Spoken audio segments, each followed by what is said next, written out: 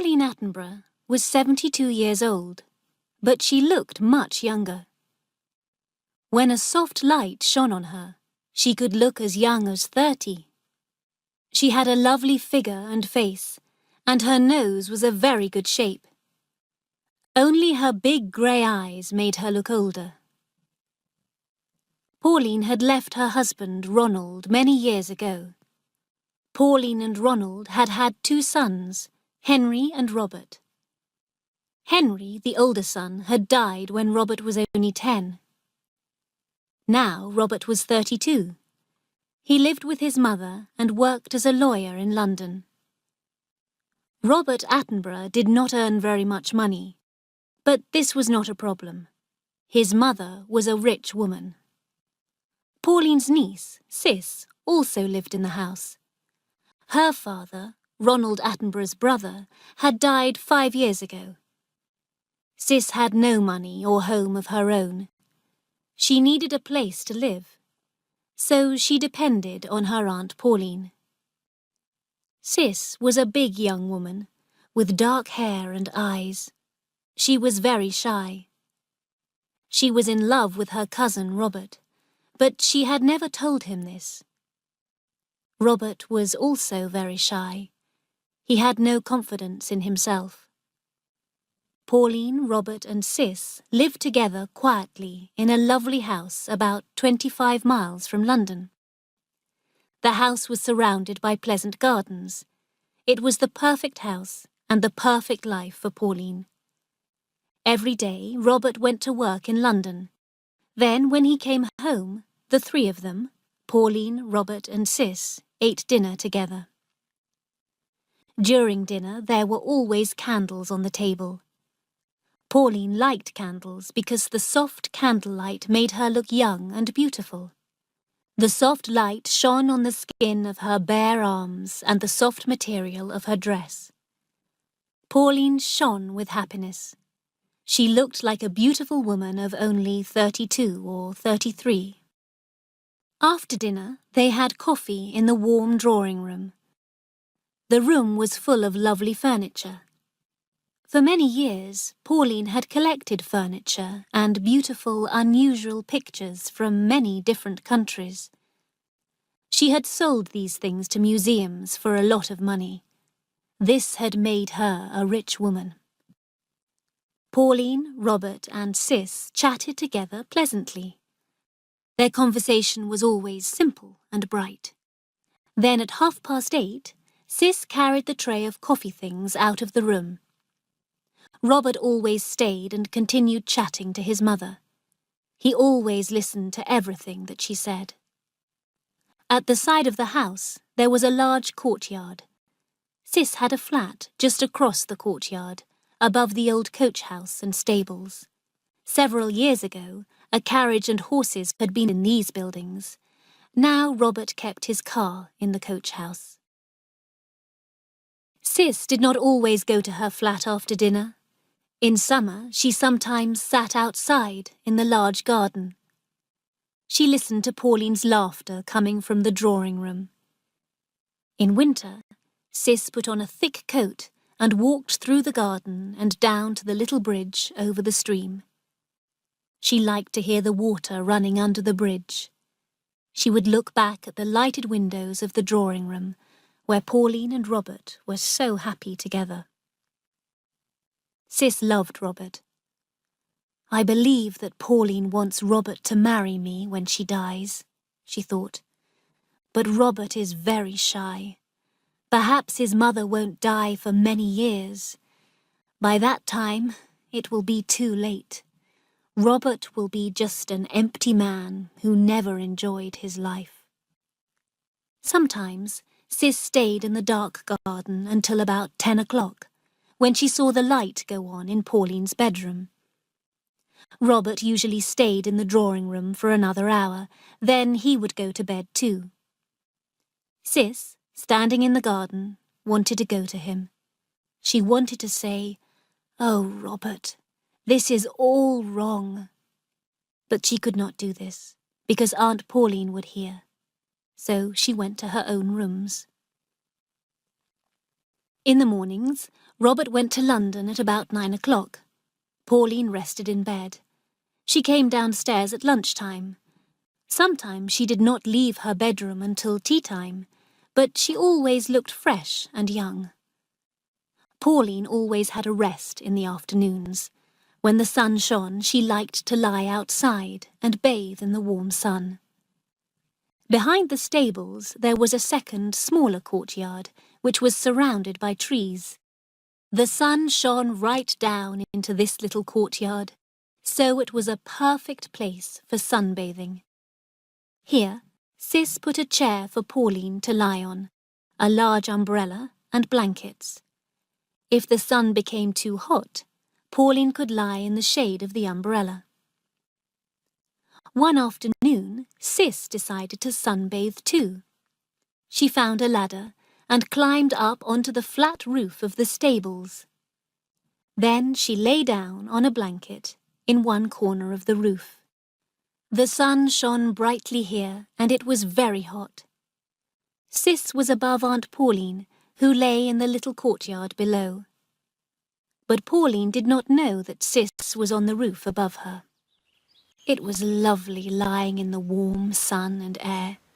The warmth of the sun on her legs and arms made Sis feel comfortable and relaxed.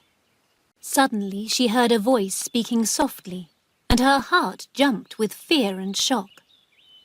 "No, Henry dear," said the voice. "It was not my fault that you died instead of marrying Claudia." The voice did not sound human. Where was it coming from? There must be someone on the roof. Sis lifted her head and looked around, but there was nobody on the roof with her. Suddenly she heard the soft voice again. "No, darling. I said that you would be tired of her in 6 months. I warned you, and it was true. I couldn't do anything more, and you died without ever knowing me again." The voice was silent. Sis lay on her blanket. It was a beautiful summer afternoon. Did the voice belong to a ghost? Sis hated the idea of ghosts, spirits, and magic. Then she heard a deep sigh, and the strange voice spoke again. Well, a heart must feel pain, but it wasn't my fault, dear. It is better for a heart to feel pain rather than break from sorrow. And Robert could marry poor, boring Sis tomorrow if he wanted to, but he doesn't care about her. Sis sat up quickly. She was very surprised. It was Aunt Pauline talking. It must be Aunt Pauline.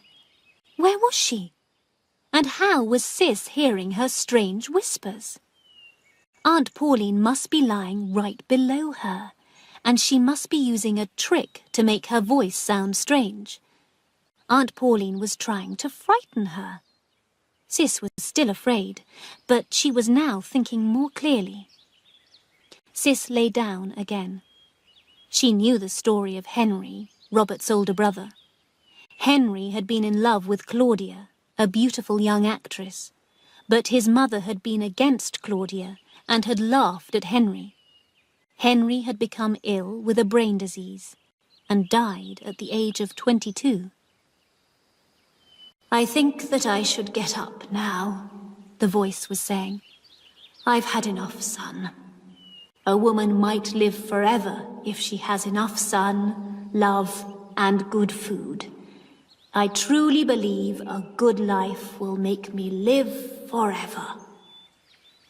"That is certainly Aunt Pauline's voice," Sis said to herself. "How horrible! I'm hearing Aunt Pauline's thoughts." Sis turned and looked down in front of her. She was staring at a hole in the corner of the roof. The lead gutter, the pipe for taking away the rainwater, went down into this hole. The water then came out of the rainpipe near the ground. Suddenly, a sigh and a whisper came out of the hole. "Ah, well, Pauline, get up. You've had enough sun today. Now Sis understood. Aunt Pauline was lying below her, and the rain pipe was carrying her voice up to the roof. Aunt Pauline was speaking her thoughts aloud. She did not know that the sound of her voice was going up to the roof. So Aunt Pauline was feeling guilty about Henry's death. He had died, and she thought that it was her fault. Sis believed that Pauline had loved her big, handsome son, Henry, more than she loved Robert. Henry's death had been a terrible shock for Pauline. She only loved Robert because Henry was dead. Sis put on her clothes, picked up her blanket, and carefully climbed down the ladder. As she went down, she heard her aunt calling, "All right, Sis?" The lovely lady had finished sunbathing. She was returning to the house. Sis went into the small courtyard. She picked up Pauline's blankets and the chair and put them in the house. Then she looked for the opening of the rain pipe. She found it in the corner of two walls of the stable building. The mouth of the rain pipe was almost hidden by the leaves of a plant on the wall. When Pauline sat in her chair and turned her face to the wall, her mouth would be near to the rain pipe. Sis had heard her aunt's voice. No ghosts, spirits, or magic had made the voice. That evening, after they had drunk their coffee, Pauline stood up. "The sun has made me so sleepy today," she said. "I shall go to bed now. You two sit and chat." When Pauline had gone to bed, Sis turned towards Robert. "Do you remember your brother Henry?" she asked him. Robert looked at her in surprise. "Yes, very well," he said. "What was he like?" asked Sis. "Tall and handsome, with soft brown hair like Mother," Robert said. "Women liked him. Henry was very happy and clever." "Did he love your mother?" "Very much," Robert said. "She loved him too, more than she loves me." "Robert," Sis said, "do you like me?" Sis saw Robert's face become pale. "Yes," Robert said, "I like you very much." "Will you kiss me?" "Nobody ever kisses me," Sis said. Robert looked at his cousin with fear in his eyes. Then he stood up and kissed her gently on the cheek. Sis held Robert's hand and pressed it against her breast. "Come and sit with me in the garden," she said. "But what about Mother?" he said. He was nervous and shy. Sis smiled a little and looked into his eyes. Suddenly Robert's face became red. A few minutes later, she left him and went to her flat. The sunny weather continued. It was now July. Every afternoon, Pauline sunbathed in the small courtyard, and Sis lay on the roof above the stables, listening. But the sound of Pauline's voice did not come up the pipe again. After dinner in the evenings, Sis waited in the garden. She saw the light go on in her aunt's bedroom. She saw the lights go out in the drawing room. She waited, but Robert did not come into the garden. Then one night, he came out and walked towards her. Sis stood up and walked softly over the grass to him. "Don't speak," Robert whispered. They stood together, looking up at the stars in the dark sky. "How can I ask you to love me?" he said. "And how can I marry? I haven't made much money, and I can't ask my mother for money." "Then don't worry about marrying yet," Sis said. "But do love me a little." Robert gave a short laugh. "It's hard to begin," he said. They sat down, and he held her hand. At last she said good night, stood up, and went indoors. The next day, Sis lay on the roof sunbathing. Suddenly she heard her aunt's voice from the hole in the lead gutter. First, Pauline spoke in Italian. Then she spoke in English. No, Robert dear, said Pauline's voice. you will never be the same kind of man as your father. But you look like him. Mauro was a wonderful lover. Mauro, Mauro, how you loved me. The voice stopped speaking. Sis realized that her aunt had a secret. Pauline's husband, Ronald, had not been Robert's father.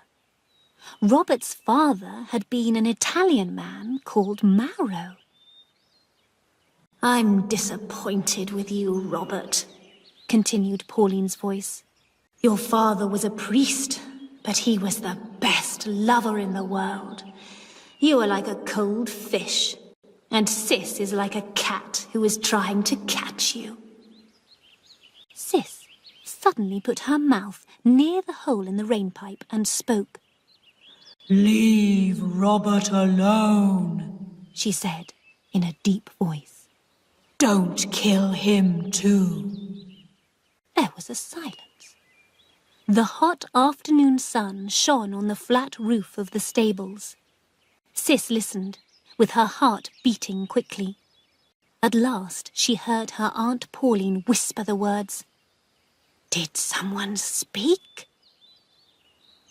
Sis spoke again into the hole of the lead gutter.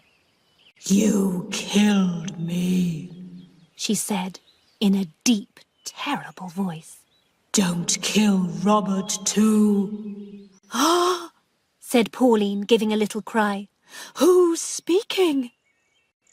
Henry, said Sis in the same deep voice. There was silence again. I didn't kill you, Henry, said Pauline. No, no, Henry, it wasn't my fault. I loved you, my dearest boy. I only wanted to help you. You killed me, Sis said in the deep voice. Now let Robert live. Let him go. Let him marry. Henry, said Pauline, are you a ghost? Have you come to punish me for your death? Yes, I have come to punish you, said Sis, in a terrible, frightening voice. She was very angry with Pauline. She felt that her anger was going down the rainpipe to her aunt. At the same time, she almost laughed. This was a very funny conversation. Sis lay and listened. No sound came from the rainpipe. The afternoon had become cooler.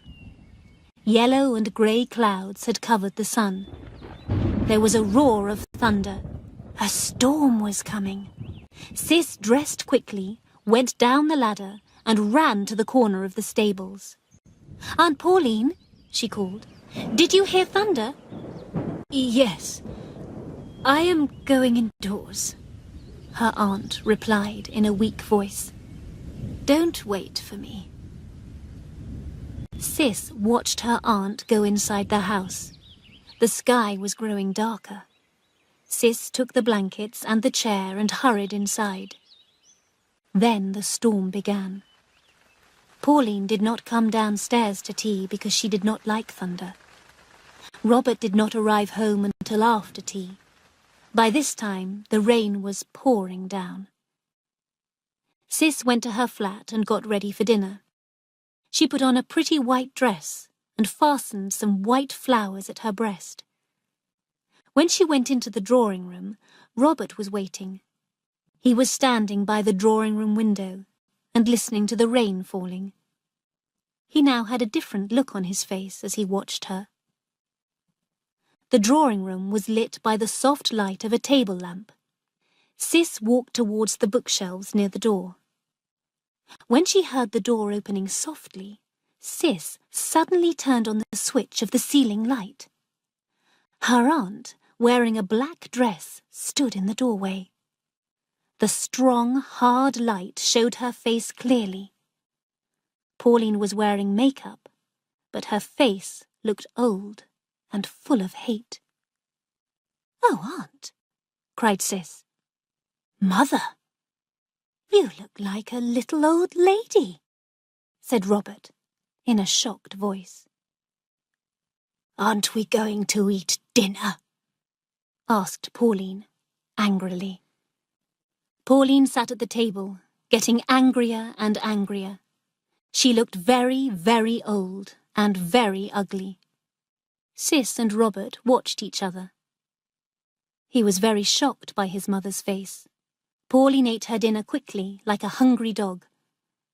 As soon as they had finished eating, she ran towards the stairs. Robert and Sis followed her from the room. "You pour the coffee. I hate it," said the old woman quickly. "I'm going to bed. Good night." There was silence. At last, Robert said, "I'm afraid that Mother isn't well. She must see a doctor." "Yes," said Sis. The rest of the evening passed in silence.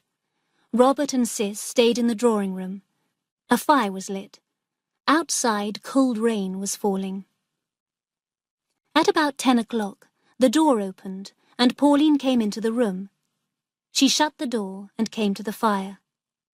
Then she looked at Robert and Sis with hate in her eyes. "You two should get married quickly," she said in an ugly voice. "You are so much in love." Robert looked up at his mother. "You believed that cousins should not marry, Mother," he said quietly. "You told me that often." "I do believe that cousins shouldn't marry," replied Pauline. "But you're not cousins.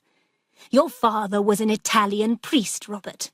He was a great man, and he was too great to have a weak son like you." With a terrible look on her face, Pauline left the room. Pauline had gone mad. Her madness continued for a week. The doctor came and told her that she must sleep. He gave her drugs to help her, but she did not take the medicine. She walked about her room, looking ugly and full of hate. She would not look at either Robert or Sis. At first, Sis was frightened by what she had done. She realized that her trick had made her aunt mad. Sis almost felt sorry for the terrible thing that she had done. Then she thought, "This woman is the real Pauline. We never saw her true character before." But Pauline was not going to live long. She stayed in her room and did not see anyone. She had her mirrors taken away. She did not want to look at herself.